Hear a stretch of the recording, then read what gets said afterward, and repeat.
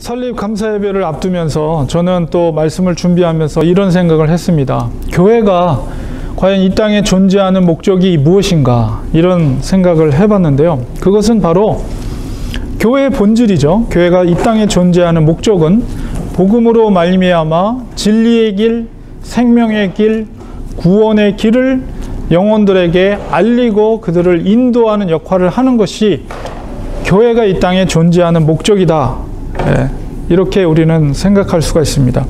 특별히 교회가 새롭게 이 지역에 태동되는 것은 바로 그런 역할을 감당하도록 하나님께서 이 교회를 새롭게 이제 설립하시는 것이라고 생각을 합니다.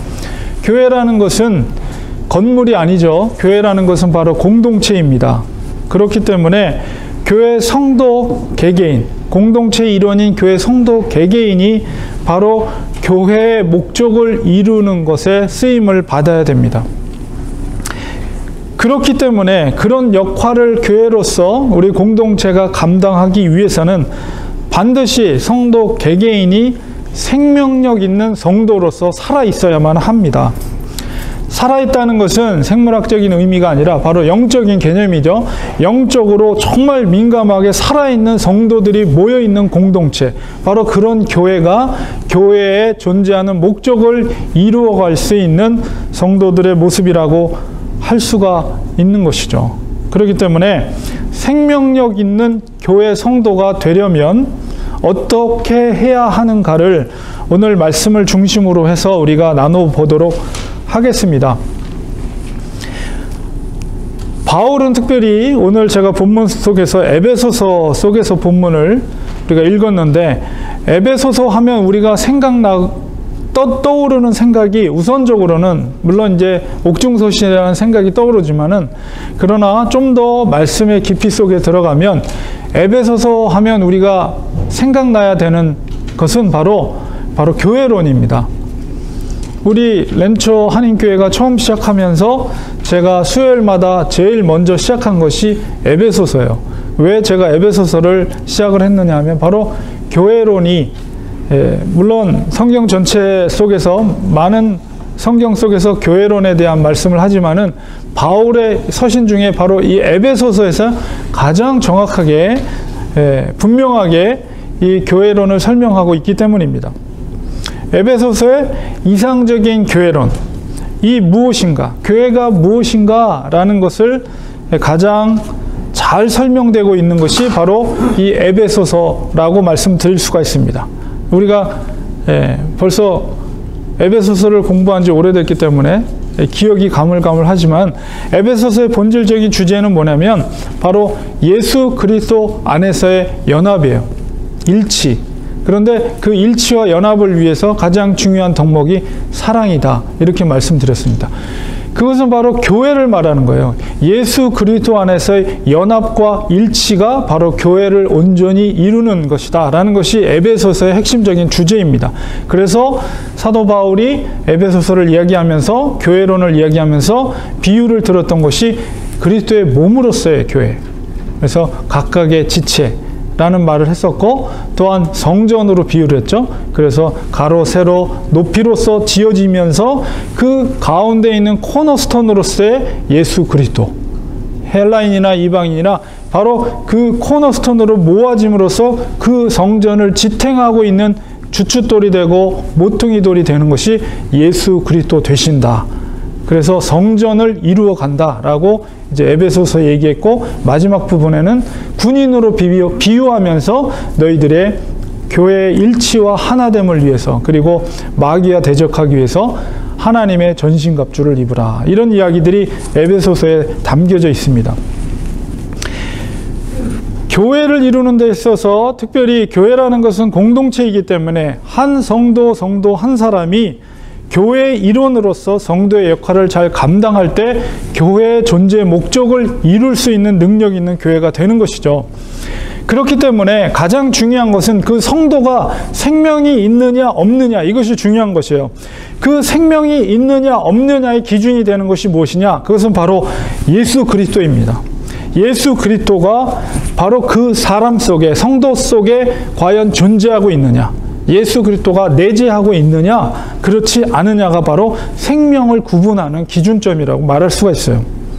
근데 오늘 본문 속에서 우선적으로 생명이 없는 성도의 모습이 어떠한가에 대해서 먼저 이야기를 사도 바울이 하고 있습니다. 4장 17절에 보면 내가 이것을 말하며 주 안에서 증거하노니 이제부터는 너희는 이방인이, 여기서 이방인이라는 것은 그냥 육신적인 헬라인을 말하는 것이 아니라 영적으로 그 속에 예수 그리스도가 존재하지 않은 밖의 사람들, 버려진 사람들을 이방인이라고 사도 바울이 표현하고 있는 것입니다. 이방인의 삶이 어떤 것인가 먼저 사도 바울이 말하고 있는데요. 너희는 이방인이 그 마음에 허망한 것으로 행함같이 행하지 말라 이렇게 말하고 있어요. 그 중심에 예수 그리스도가 없는 사람들의 삶은 어떤 것인가 라고 했을 때 그 마음에 허망한 것으로 행하는 자들이라 이렇게 말할 수 있습니다. 여기서 허망하다는 말은 헬라어로 마테이오테스라는 말을 쓰는데요. 그 말은, 그 의미는 어떤 의미를 담고 있냐면 진리가 없다, 혹은 비틀어졌다, 혹은 힘이 없다 이런 의미를 담고 있는 단어예요. 허망함이라는 뜻이. 그렇기 때문에 그 속에 예수 그리스도가 없는, 생명력이 없는 성도의 삶은 어떤 삶이냐라고 했을 때 그 속에 진리가 없는 거예요. 성도라고 말할 수도 없죠. 진리가 없고 삐뚤어졌고 힘이 없다는 것은 생명력이 없다는 거예요. 생명력이 없이, 진리가 없이 행하는 삶을 사는 사람들이 바로 그 속에 예수가 없는, 생명이 없는 사람들의 모습이라고 말할 수가 있습니다. 그리고 또 4장 18절에 계속해서 그 중심에 생명이 없는 성도의 모습이 어떤가를 사도 바울이 설명하고 있습니다.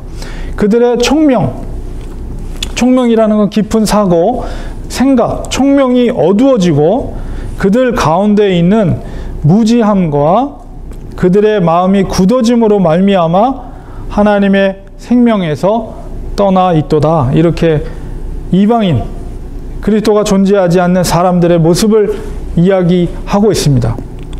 여기서 무지함이라는 것은 바로 하나님을 아는 지식이 없는 것을 말하고 있습니다. 그리고 굳어짐이라는 것은 포로시스라는 헬라어인데 어둡다, 무감각하다 이렇게 그 의미가 담겨져 있고요.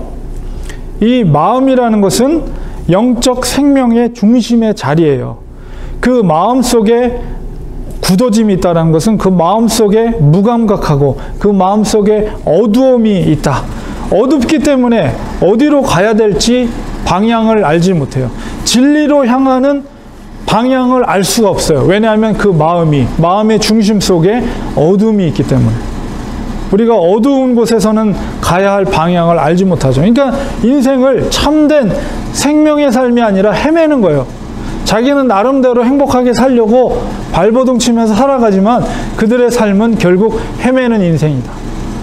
생명이 없는 인생이다. 이렇게 말할 수가 있어요. 그렇기 때문에 그 안에 하나님의 생명이 떠날 수밖에 없죠. 굳어짐으로. 영적으로 어둡고 무감각한 것이에요. 그 다음에 19절에 계속해서 생명이 없는 사람들의 모습을 설명하고 있습니다. 그들이 감각이 없는 자가 되어 자신을 방탕에 방임하여 모든 더러운 것을 욕심으로 행하는 사람들이다. 여기서 방탕이라는 단어는 욕망의 브레이크를 걸지 않는 거예요. 무절제함이에요. 욕망의 무절제함으로 자유로운 욕망을 추구하는 것을 여기 방탕이라는 단어를 씁니다. 그리고 방임하다라는 것은 다른 사람의 손에 넘긴다라는 의미를 담고 있는 단어를 쓰고 있어요. 그러니까 자신을 다른 사람에게 넘기는데 어떤 일에 무절제하고 방탕함에 그것을 나의 자신을 넘긴다는 거예요. 감각이 없어요. 이들은 감각이 없어요. 고통과 슬픔을 느끼는 것을 포기한 자들이에요. 그래서 자기 자신을 무절제한 욕망 속에 그것을 내어 맡겨버려요. 여러분, 자기 자신을 자유로운 욕망 속에 넘겨버리면 어떻게 되겠습니까? 그 속에는 타락과 죄악 속에 있을 수밖에 없어요. 절대 우리는 우리 자기 자신을 그런 무절제한 욕망 속에 넘겨서는 안 됩니다. 그리스도인이라고 하면서 자유로운 욕망에 따라 무절제하게 행동하는 것은 그 스스로가 자기 자신이 나는 그리스도인이 아니라고 부정하는 것과 마찬가지예요. 이것은 분명히 이방인의 삶의 모습입니다. 그런데 문제는 뭐냐면 교회에 버젓이 다니고 있는 사람들이 이런 행동을 하는 사람들이 있는 거예요. 다른 사람의 시선이 있는 교회 안에서는 굉장히 거룩하고 은혜 받는 성도의 모습을 보이지만 다른 교회 밖에서 교인들이 보이지 않는 곳에서는 그 자신이 영적인 감각이 없는 사람처럼 자신을 무절제에 자유로운 욕망에 따라서 살아간다는 거예요. 그러면서도 그 사람들이 교회 안에 들어와서는 은혜 받는 모습을 보이고 자기가 구원받은 사람이라고 생각을 하면서 신앙생활을 한다는 거예요. 당연히 그런 성도는 스스로는 구원에 이를 수 있다고 생각을 하지만 그 중심에는 생명력이 없는 거예요. 성경이 말하는 거예요. 그 속에 하나님의 생명이 없더라고. 그런 성도들이, 그런 교인들이 모여있는 교회는 생명력이 없는 죽어가는 교회일 수밖에 없는 거예요. 이름만 교회지 그거는 더 이상 교회로서의 존재의 목적을 이룰 수 없는, 수행할 수 있는 생명력이 더 이상 존재하지 않는 교회예요. 그것은 그냥 교회가 아니라 이름만 교회고 교회가 아니라 그냥 그룹, 모임이에요. 인간의 집단이라고 말할 수밖에 없는 것입니다. 특히나 오늘날 교인들이 그런 자기 중심적인 신앙생활을 하는 사람들이 얼마나 많이 있는지 모릅니다. 연말만 되면 목회자들이 되게 힘들어요. 왜 그러냐면 구역 편성하는 것 때문에. 구역 편성 조금만 손을 대면 뭐라고 그럽니까? 우리 구역 건들기만 해봐라. 다음 주부터 교회 안 나온다. 얼마나 자기 중심적인 신앙생활을 하는지 몰라요. 이런 모습을 갖고 있는 성도들의 모습은 총명이 어두워지고 무지함과 마음의 굳어짐으로 하나님의 생명이 떠나 있는 교인의 모습이에요. 자기 중심적인 교회 생활. 언제부터 교회가 성도들 한 사람 기분을 맞춰주는 그런 서비스 기관이 됐습니까? 사람들 눈치나 보면서 에어컨이 너무 추워서 교회 다니기 힘들다. 에어컨이 고장나서 더워서 더 이상 이 교회는 다니기 힘들다. 혹은 주차장이 너무 좁아서 교회 다니기 너무 힘들다. 다른 교회 한번 찾아봐야 되겠다. 얼마나 자기 중심적인 교회 생활을 하려고 하는지 모릅니다. 여러분, 초대교회 성도들의 모습은 어땠습니까?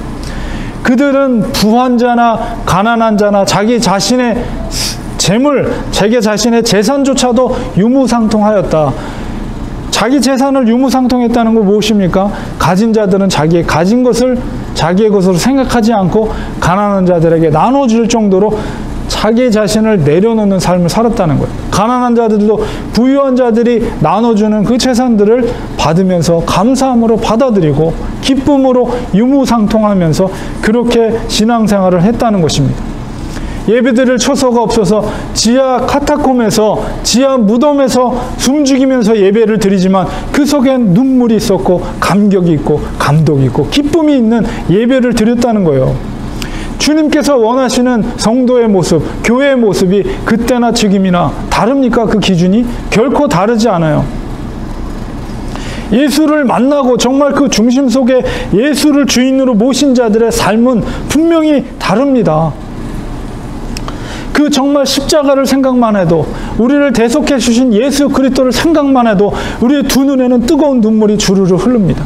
이게 바로 그 중심에 예수 그리스도가 살아있는 참된 성도의 모습인 거예요. 고통 가운데 있을지라도 나를 구원하신 주님을 생각하면 그 마음속에 찬송과 감사의 고백이 나올 수밖에 없는 그런 모습. 바로 이런 그런 모습을 가진 것이 바로 복음이 그 중심에 살아있는 성도들의 모습이라고 말할 수가 있는 것이죠. 가난해도 추워도 배가 고파도 눈물로 하나님께 기도하며 눈물로 하나님께 감사의 찬양을 올려드리는 성도. 이게 바로 참된 예수 그리스도의 제자요, 예수 그리스도의 성도요, 참된 교회의 목적의 본질을 이룰 수 있는 성도들의 모습이라고 말할 수가 있는 것입니다. 바울이 가르치는 복음이 무엇입니까? 바울은 에베소에 있는 동안 매일같이 두란노 서원에서 말씀을 강론했습니다. 3년 6개월 동안 그곳에서 매일같이 말씀을 가르칠 때 그가 가르친 복음이 무엇입니까? 4장 20절에서 22절까지 오직 너희는 그리스도를 그같이 이와 같이 배우지 아니하였느니라. 이 배움을 하는 것은 얼마나 중요한 것인지 몰라요. 사도 바울이 두란노 서원에서 매일같이 강론했던 그 말씀의 핵심이 무엇입니까? 예수 그리스도의 주되심과 예수 그리스도의 하나님 아들 되심과 바로 예수 그리스도의 구주 되심을, 그 복음을 가르쳤어요. 21절에 보면 진리가 예수 안에 있는 것 같이 바울이 가르친 복음은 바로 예수 그리스도 안에 진리가 있음을 가르쳤습니다. 너희가 참으로 그에게서 예수 그리스도 안에서 듣고 또한 예수 그리스도 안에서 가르침을 받았을진데 22절에 너희는 유혹의 욕심을 따라 썩어져가는 구습을 따르는 옛사람을 벗어버리라, 이렇게 말하고 있습니다. 여기서 유혹이라는 말은 헬라어로 아파테라는 말인데요, 그것은 기만과 속임수라는 원래 의미를 갖고 있습니다. 그리고 욕심은 정욕이죠. 기만과 속임수의 정욕을 따라 구습, 이전의 삶의 태도를 살아가는 옛사람을 벗어버리라, 이렇게 말하고 있는데요. 사탄이 가장 잘하는 것이 무엇입니까? 그것은 속이는 거예요. 사탄이 어떻게 속입니까? 뭐라고 속입니까? 너희들이 그렇게 살아도 행복할 수 있어 라고 속여요. 교회 다니면서도 얼마든지 육신의 즐거움을 즐기면서 살아도 괜찮아, 문제 없어 라고 속인다는 거예요. 여러분 절대 속지 말아야 됩니다. 그것은 절대 예수님을 모시는 사람의, 성도의 삶의 태도가 아니에요. 사탄은 어디까지 속이는지 아십니까? 이 정도면 너도 구원받을 수 있어. 교회에 와서 은혜 받고 기쁘게 찬양하고 정말 열심히 봉사하고 세상에 나가서는 즐겁게 살아도, 육신의 정욕대로 기쁨으로 즐겁게 살아도 너는 문제없고 구원받는데 넉넉함이 있어, 걱정하지 마 라고 사탄은 속인다는 거예요. 교회에서만 은혜 받으면 된다라고 생각을 합니다. 절대로 우리 속아서는 안 돼요. 살아있는 성도는 어떤 사람입니까? 오늘 4장 23절에 보면 오직 너희의 심령이 새롭게 되라, 이렇게 사도 바울은 말하고 있습니다. 오늘 한글 성경에는 심령이라고 되어 있지만은 원어에는, 그리고 영어 성경에는 마음과 영혼을 나눠 있어요. 마음, 누스라는 헬라어와 푸니우마라는 영혼이라는 단어가 나눠져 있어요. 그러니까 무엇보다도 중요한 것은 포커스는 이 푸니우마, 영혼에게 있어요. 그러니까 영혼이 새롭게 될 때 능력이 생기게 되는 것이고 바로 행위가 변화된 삶을 살게 되는 것이죠. 그런데 사실 이 영혼이 새롭게 된다라는 말은 우리가 거듭남의 역사를 표현하는 거예요. 이 거듭남이라는 것은 우리의 의지와 우리의 선택으로 되는 것은 절대 아닙니다. 그렇기 때문에 우리가 구원받는 것은 절대적으로 하나님의 은혜예요. 하나님께서 우리에게 믿음을 주시는 것이기 때문에 우리가 선택해서 믿음을 취하는 것이 아니라 하나님이 절대적으로 우리를 사랑하셔서 우리를 선택하셔서 믿음의 선물을 우리에게 주시는 것이죠. 그렇기 때문에 우리가 우리의 영혼이, 푸니우마가 새롭게 된다는 것은 절대적으로 하나님의 은혜입니다. 그러나 그 믿음이 있다는 것은 우리 속에 생명이 있는 것이고 성령의 역사를 통해서 거듭남의 역사가 체험된 자들이라는 것을 의미를 설명하는 것입니다. 그러나 구원에 이르는 믿음은 온전한 믿음을 이루기 위해서는 반드시 우리의 자유의지를 가지고 하나님께서 우리 사람에게 주신 자유의지를 가지고 믿음이 있는 것을 하나님 앞에 나타내야 돼요. 결단을 통해서 나의 믿음이 있음을 하나님 앞에 나타나는 삶의 모습을 드러내야만이 진정 내 속에 하나님이 주신 믿음이 있다는 것이 증거가 되는 것입니다. 그러니까 우리가 면밀하게 우리 자신을 돌아볼 필요가 있습니다. 우리가 구원에 이를 수 있는 믿음이 우리 속에 있는가에 대해서 단순하게 우리에게 입술의 고백으로만 되어지는 것이 아니라 반드시 그 믿음이 있는 자에게는 삶에 있어서의 결단의 모습이 있다는 거예요. 하나님은 그 모습을 보시기를 원하신다는 것입니다. 그렇기 때문에 우리가 그런 결단의 모습이 나타나지 않음에도 불구하고 내가 구원받을 수 있다라고 확신을 갖는 것은 우리의 잘못된 착각일 수가 있다는 것이죠. 정말 구원에 이를 수 있는 것은 다시 한번 말씀드리지만 우리의 의지로 되는 게 아니에요. 하나님의 선물입니다. 믿음은 구원에 이를 수 있는 믿음, 하나님이 주시는 선물이에요. 그런데 우리 속에 진정한 그 믿음이 있다는 것은 반드시 또한 증거로서 우리의 삶으로 드러나야 돼요. 하나님은 그것을 보기를 원하시는 거예요. 정말 예수 그리스도가 내 구주가 되고 내 주인이 된다는 것을 우리의 삶 속에서 드러나는 결단과 모습이 나타나지 않는다면 우리가 자신 있게 내가 구원받았다라고 말해서는 안 돼요. 항상 두렵고 떨림으로 겸손함으로 항상 사도 바울도 그 구원에 이르기까지 그 마지막까지 날마다 자기 자신을 자아를 죽이면서 그 표대를 향하여서 한 걸음 한 걸음 나갔어요. 이런 믿음의 태도를 우리는 가져야 돼요. 겸손함으로. 그리고 24절에 사도 바울이 그렇기 때문에 생명이 있는 성도들이 하나님께서 요구하는 것이 뭐냐? 그것은 하나님을 따라 의와 진리의 거룩함으로 지으심을 받은 새 사람을 입으라, 이렇게 말하고 있습니다. 여기서 의라는 것은 넓은 의미 속에서는 하나님이 받을 만한 그런 조건으로서 의를 말하기도 하고, 좁은 의미로는 각자에게 책임으로 주어진 정의와 도덕을 지켜가는 것입니다. 그래서 이 진리의 거룩함이라는 것은 하나님에 대한 경건이죠. 그래서 그렇게 지으심을 받았다, 그렇게 살 수 있게 믿음을 받은 성도는 만들어졌다는 거예요. 그런 새 사람을 입으라, 이렇게 사도 바울이 요구하고 있습니다. 다시 말하면 그리스도인은 하나님 앞에서 의와 진리로 경건의 모습을 갖도록 지으심을 받은 존재라는 것입니다. 그렇다면 그 증거가 무엇인가 라고 했을 때, 정말 하나님이 주신 믿음으로서, 구원에 이르는 믿음으로서 우리 속에 그 증거가 있다는 것은 죄에서 멀어진 삶을 살아야 됩니다. 반드시.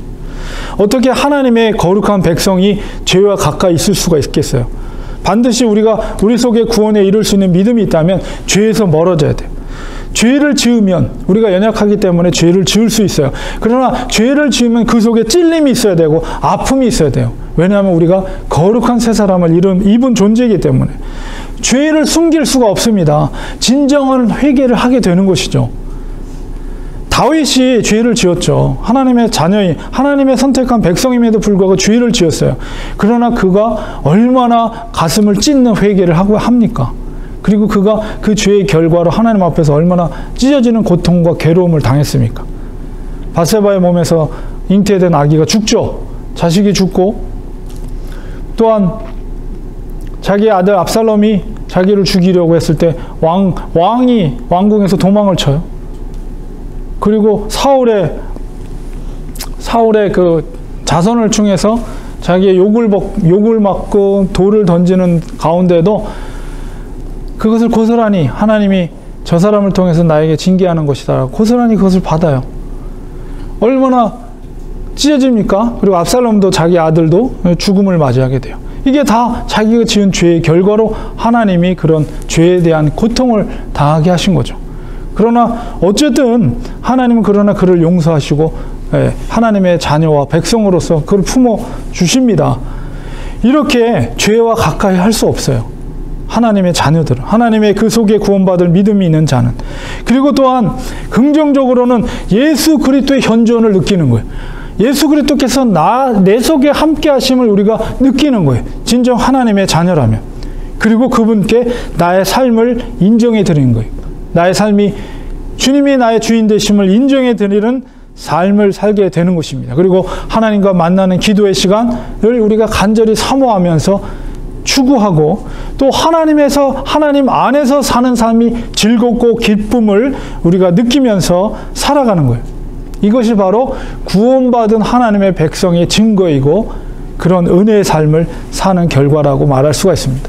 그렇기 때문에 우리가 이런 삶을 살지 못한다면 우리 속에 있는 믿음을 심각하게 우린 다시 한번 진단해 보아야 된다는 것이에요. 결론을 맺겠습니다. 이제 렌츠와닝 교회가 공식적으로 이제 이 지역의 새로운 교회로 오늘 출범하게 됩니다. 이 지역에는 이미 다른 교회들이 존재하고 있어요.